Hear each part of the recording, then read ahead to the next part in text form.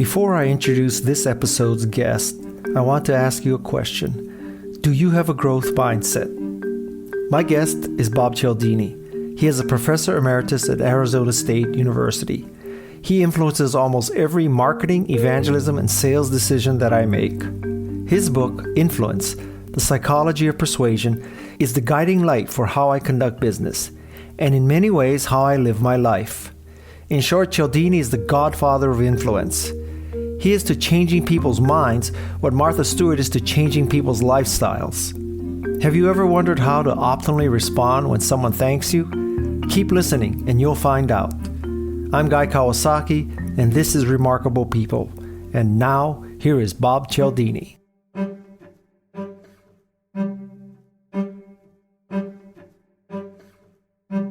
One of my favorite lessons from your book is, of course, the optimal thing to say when someone says thank you. And in your book, you say it's more than you're welcome. It's also, I know you would do the same for me. Yeah. Now, I read that years ago, so bring me up to speed. Is that still optimal? It is, and I liked especially the tense that you used there. It shouldn't be, oh, I know you would have done the same for me. That's somewhere in the past. I know that you will do the same for me Okay. in the future. Right? Okay. So you wanted to move. You would do the same for me in the future, rather than if the situation had been reversed, you would have done the same for me. Don't point them to the past that's gone. I'm going to say, I know you would do the same for me if the situation were ever reversed. Yeah. Well, I have told that story with full credit, actually, in many cases, with your book cover on the screen when I tell that story. So I have proselytized the word of Bob all over the world because I just love that story. Very heartening to hear.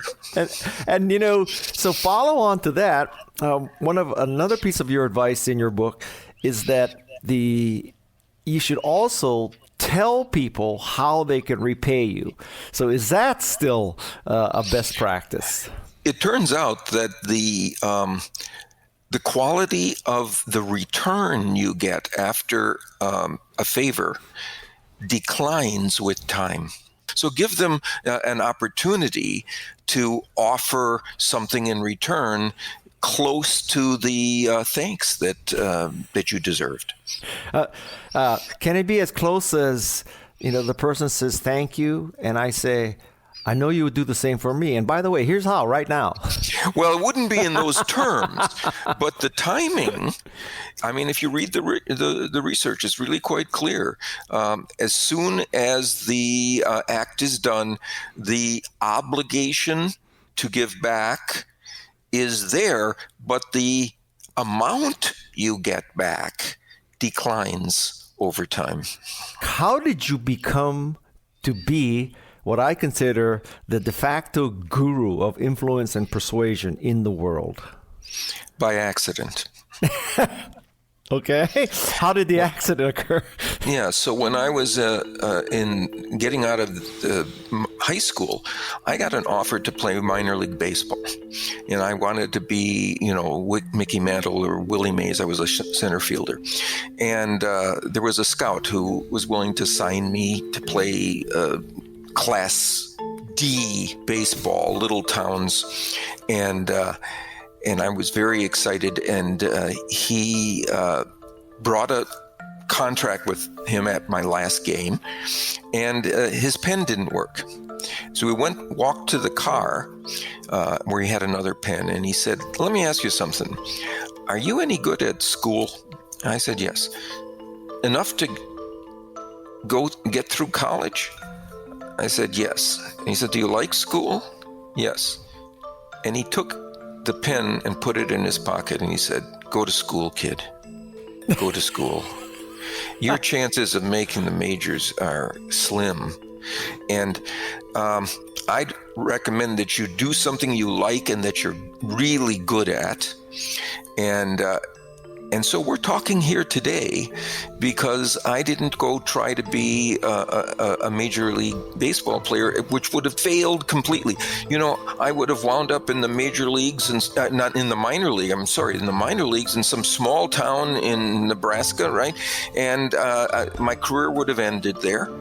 And maybe by the time I figured out that I was not good enough, maybe I would have had a wife and maybe even a baby. I wouldn't have been able to go to school at that point. I would have been the assistant manager of the Pizza Hut in Cozad, Nebraska. Instead, you and I are talking.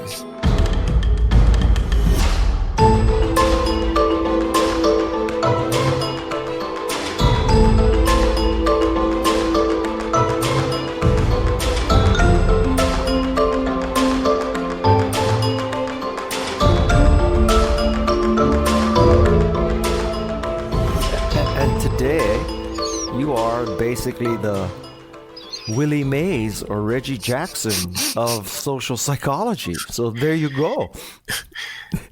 Yeah, well, thank you for that. But I recognize that it was a fork in the road, and sometimes luck and serendipity have a big role in where we go and how far we go.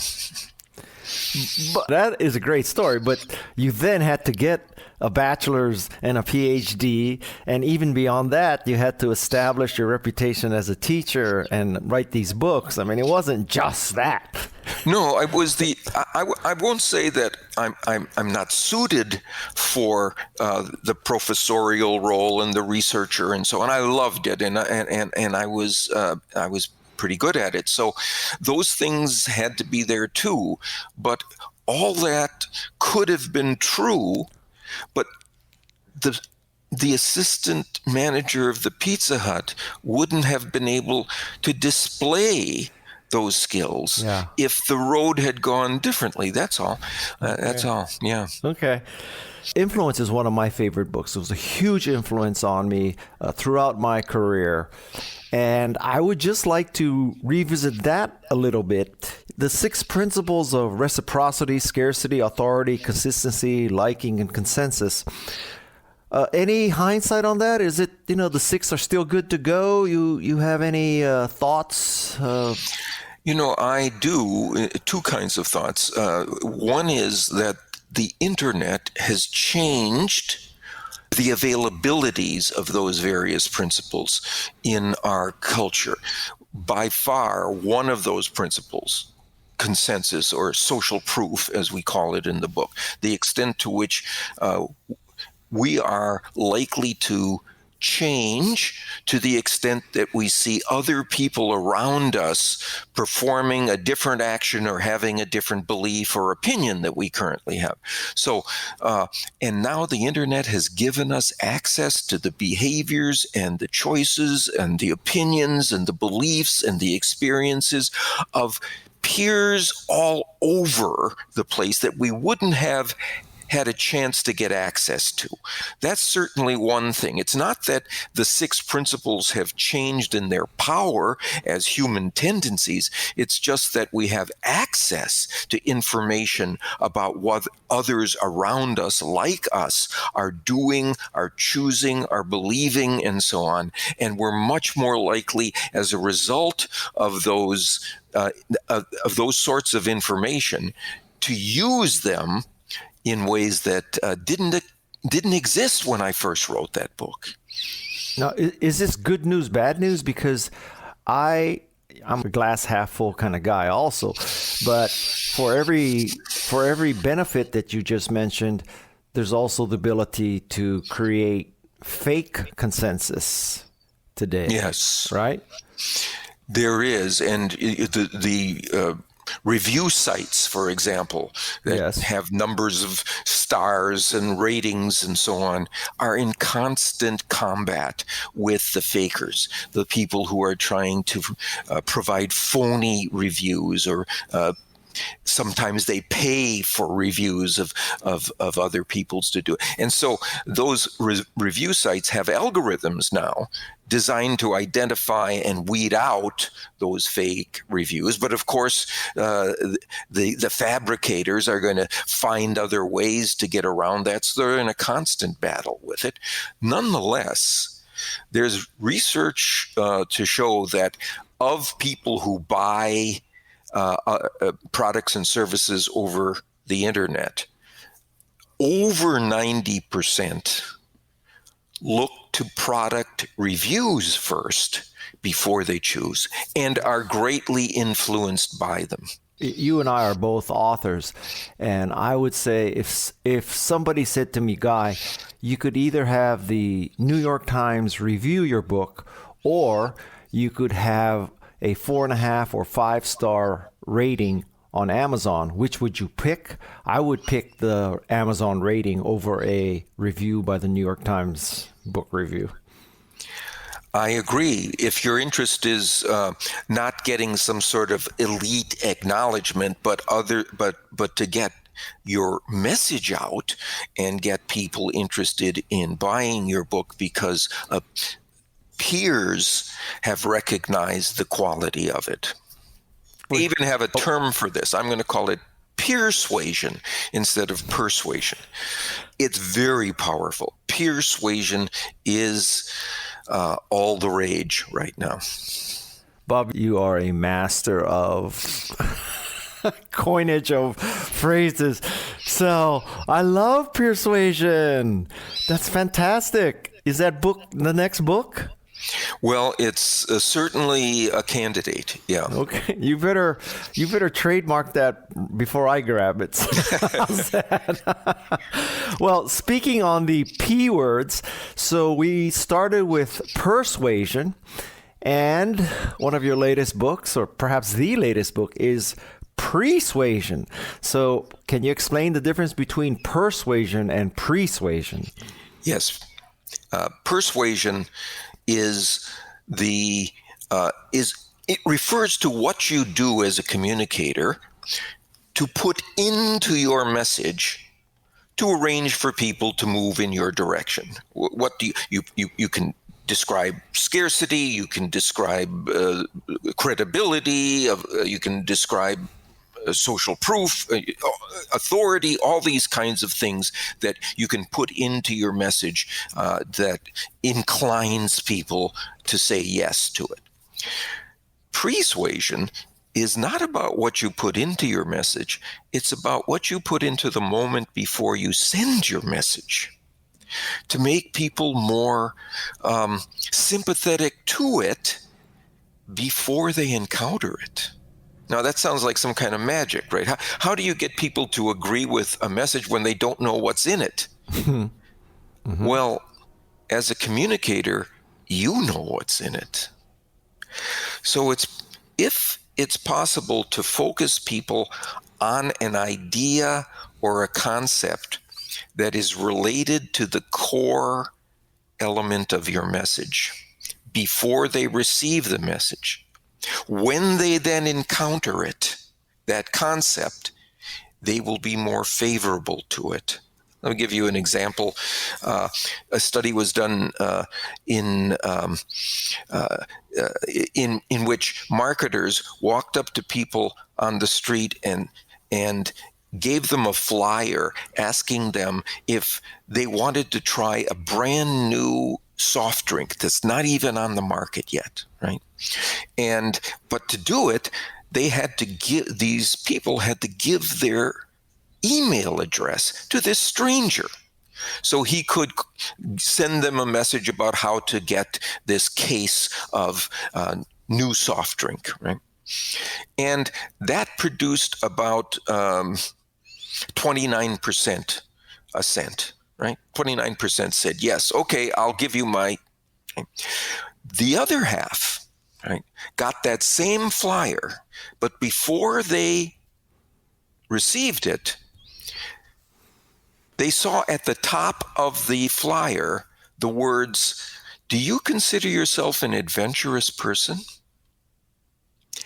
It focused people on their adventurousness, and now 75% gave their email address to get something new.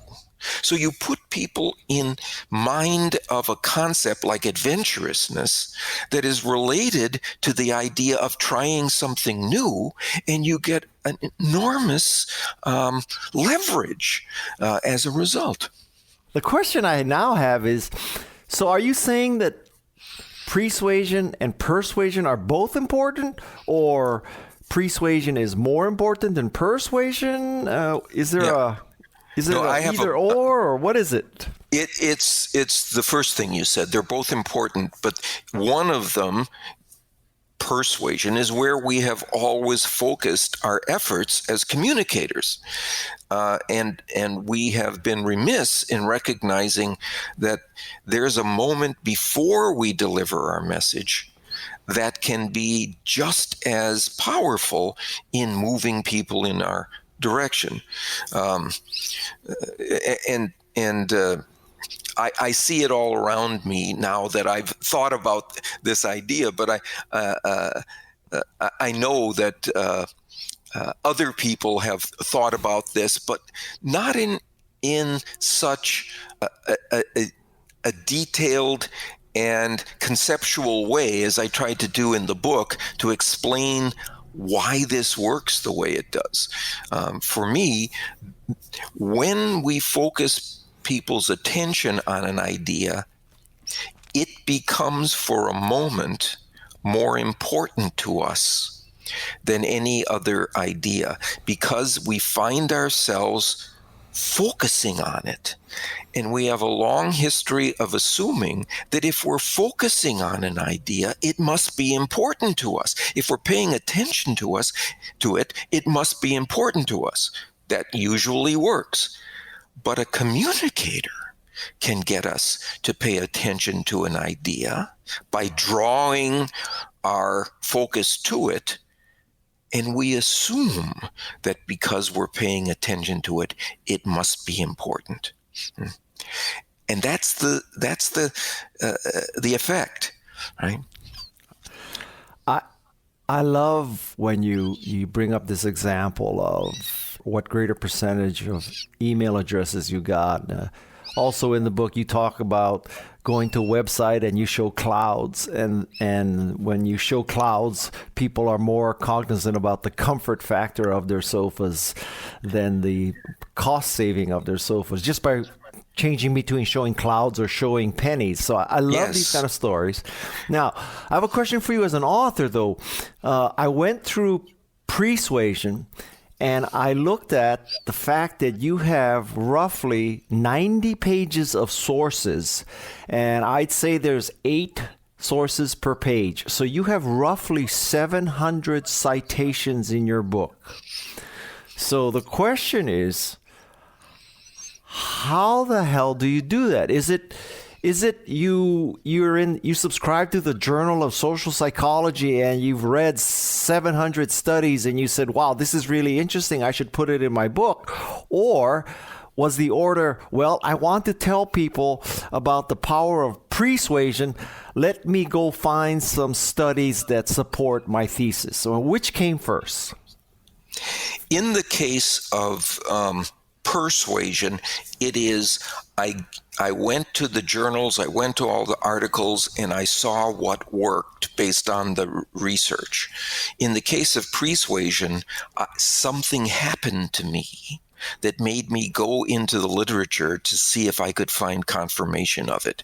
One Saturday, there was a knock at my door.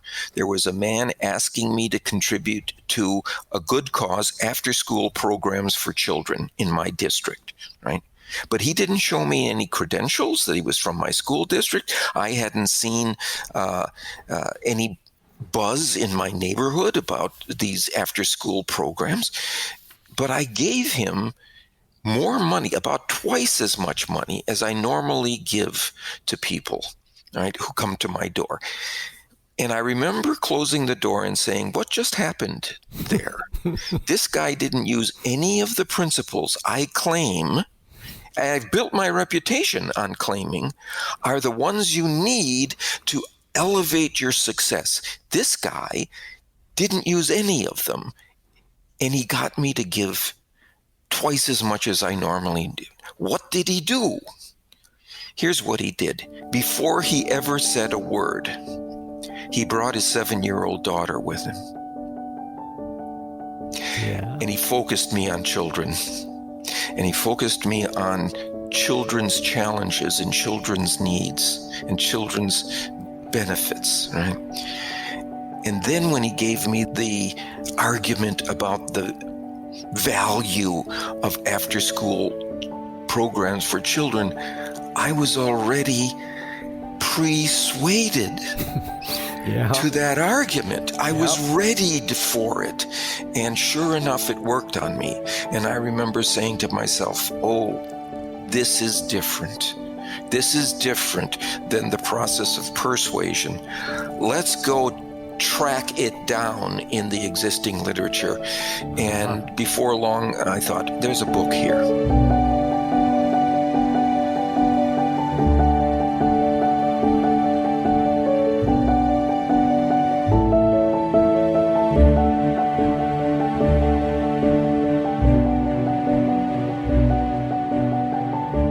Obviously, I've read your books. Obviously, I'm a believer. But what surprises me is that the conclusions and the information from the studies that you cite and from your own interpretation, your own body of collective thought, there's so much great scientific data and stuff that marketers could use. Why does so much go unused? Why don't companies have more persuasive setup? And why don't they have more persuasive qualities of their product and service? The scientific data is there. I mean, arguably, you put them in the 2 books. How hard could it be? Why don't they use the damn thing? Here's what they need. They need a CIO, a chief influence officer. Who knows the research and can say, with regard to any new initiative, any change, any problem, here's what I know the evidence, the scientific evidence tells us to do here. And who should have a staff of people who are constantly up to date on the newest work, the newest documented, demonstrated, scientifically grounded work, who can take that knowledge and spread it to every area within the organization, to sales, to marketing, to procurement, to recruitment, to management. Every one of those domains could benefit. Everybody needs to be more influential. Why shouldn't we have a chief influence officer? Good point. Someplace in Persuasion, you make the point that the major function of language is to influence people. Yeah. Which I never thought of language that way. Yeah, that's the newest research. It's not, language isn't primarily to describe or convey an idea that the communicator has. It is to move people. It is to change people. That's the primary goal of language. I'm involved with a company called Cheese, and it has a product called Privy. And Privy is a private messaging service. So it's double opt-in. It's not like text messages, because anybody with your phone number can text message you. Not like email, because anybody with your email can email you. This is the use case is, I know exactly who I want in my group, and I have to invite them, and they have to accept. So it's double opt-in. So anyway, that's the gist of Privy. And so I'm on the board of this company, and the tagline for Privy was going to be private messaging for family and friends. And then I read in Persuasion that you need to personalize this. And so last night I told them, make the tagline private messaging for your family and friends. So did I do that right? Brilliant. Thank you. Well, if Bob Cialdini says it's right, it's right. So let's suppose that you are given the task of, we want to encourage people to vaccinate their children. Okay? Yep. So using persuasion, would you show a picture of healthy kids playing together safely on a playground? And do you persuade them by saying, do you want your kids to be healthy? Or do you show sick, measly kids and ask, do you want your kids to get sick? I would show them pictures of partnerships and people together in common working together groups, because here's the real motivator for individuals who are concerned about their kids. They don't want to be shunned by their neighbors, the kids, fellow classmates, the parents of the kids who they are putting at risk, right, by leaving their child unvaccinated. Now, everybody in the class is at risk, right? So what you want to do is move them from a focus on health and safety to a focus on togetherness and partnership, right? Working together and being part of the team, part of the group, and belonging. So Persuasively. And then persuasively, what I would do is I would get what we call a convert communicator to speak to the importance of vaccination. Somebody who can honestly say, I used to be in the anti-vaccination camp, just like you. But then I saw something happen that changed my belief. So this isn't about science now. This is about a peer, right? Persuasion. Somebody just like me saw something to change his or her mind in personal experiences that they've had. And now that message, I think, is more powerful than the kind of message from scientific authorities who can be easily dismissed as part of the scientific big pharma coalition trying to fool us. Couldn't you make the case that the anti-vaxxers have used that very effectively when they show some mom saying, the moment my kid got an MMR, he turned autistic. Right. Yes, it's a social process. It's peer persuasion. You can get it to work in your favor by using this concept called a convert communicator. As an expert in pre and persuasion, can you do, without political bias, because I know what your bias is and you know what my bias is, but what is an analysis of Donald Trump as a persuader, influencer? Yeah. So one of the things he does with a lot of persuasion is to use social proof. How many times have you heard him say, everybody's saying, or a lot of people think, or I've just heard many people are now saying, wow, congratulations on that move into Syria. I just heard him saying that yesterday. The idea is a lot of people are supporting this, which causes people to say, oh, if a lot of others like me think this is right, it's likely to be right. I thought he did a terrific job in his campaign when, during his events, he would ask the media, the television cameras, he would say, turn around.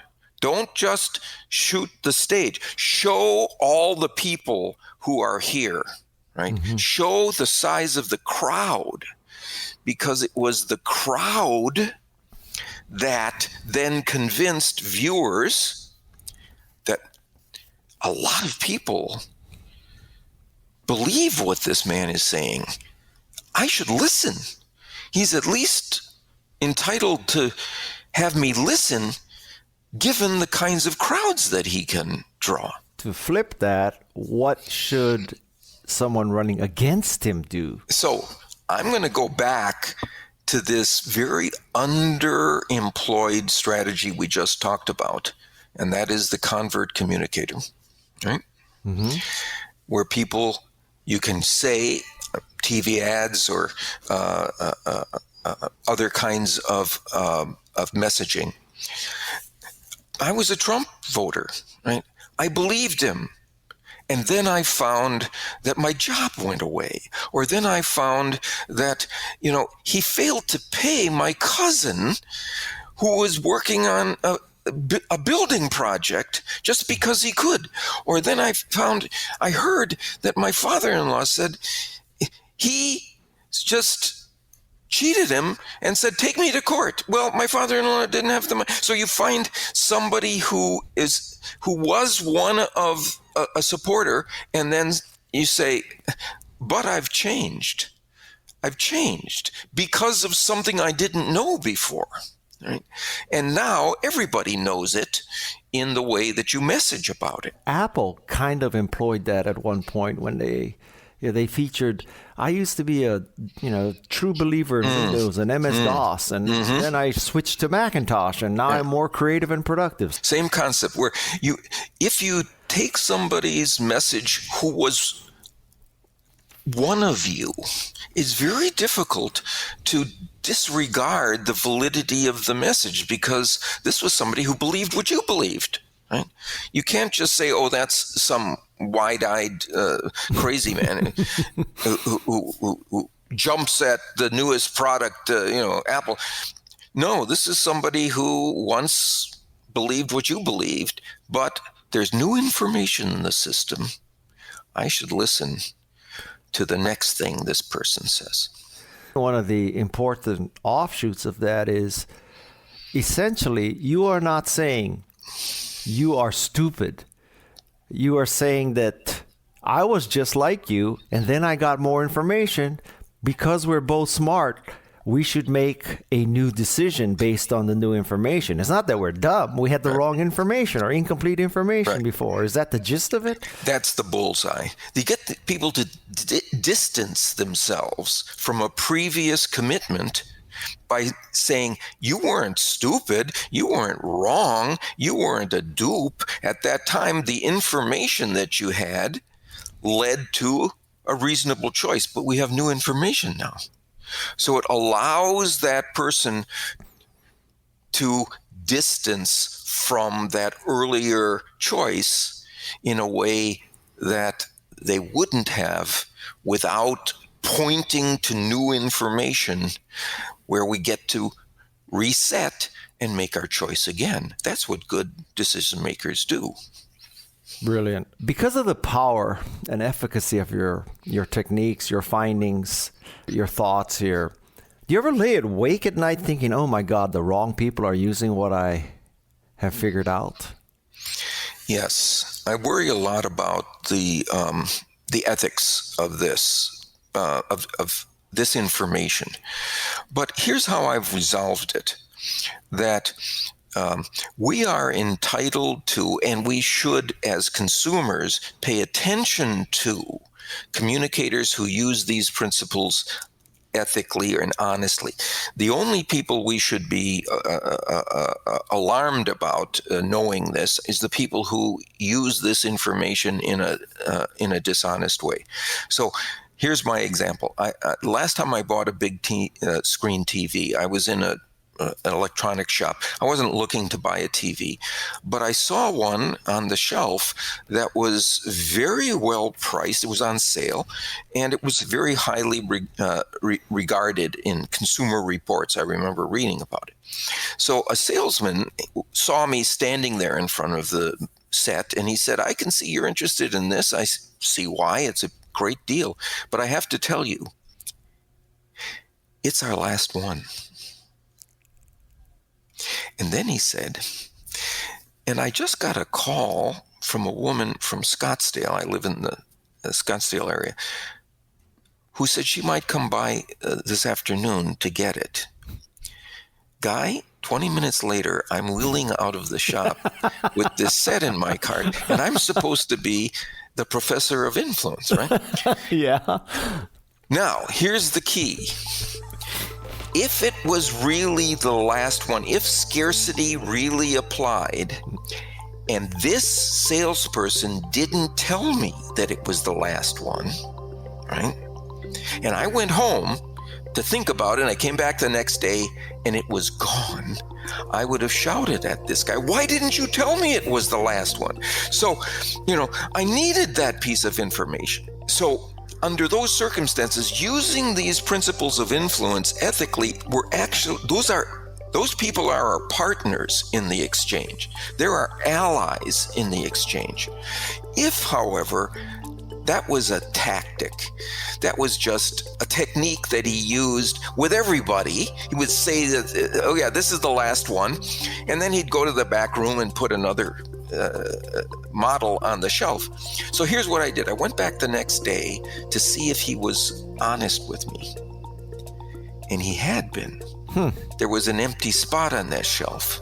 So I went back to my office and I wrote a very positive review of that shop and that man. But if there had been another one there, I would have written a very negative review. So here's the implication.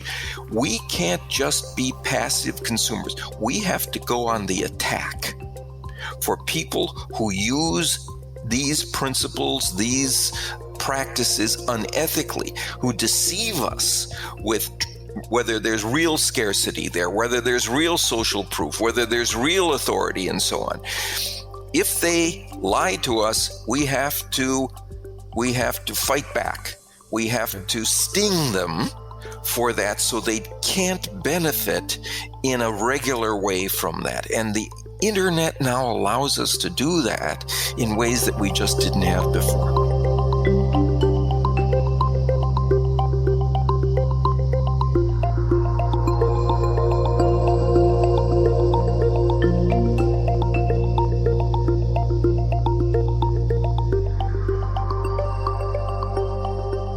So an example of that would be, here's the picture the campaign showed.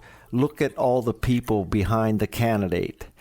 And then a reporter says, well, here's a picture with a wide angle lens showing you that those are the only 100 people in the audience. The rest of the place was empty. Right. Or you see that with certain kinds demographic groups, right? So look, there's 6 African-American people behind the candidate, right, who's speaking, right? Mm-hmm. And then the reporter says, those were the only 6 in the 10,000 people were there. They just recruited all of them to make it look like there was a general across ethnic group acceptance of this candidate. As a podcaster, I need to introduce every podcast. So I want to ask you a real tactical question. One of the things that I learned reading your book was the power of introducing a mystery. Oh, yes. So that people have to listen or continue to get the end of the mystery. Yeah. So when I position this podcast, should I begin it by saying something like, you will learn what a presidential candidate should do to win from Bob? Yes. Something, or no, except you would say, of all the things that Bob thought a presidential candidate could use to win, he selected one. We'll find out what it is. If you listen.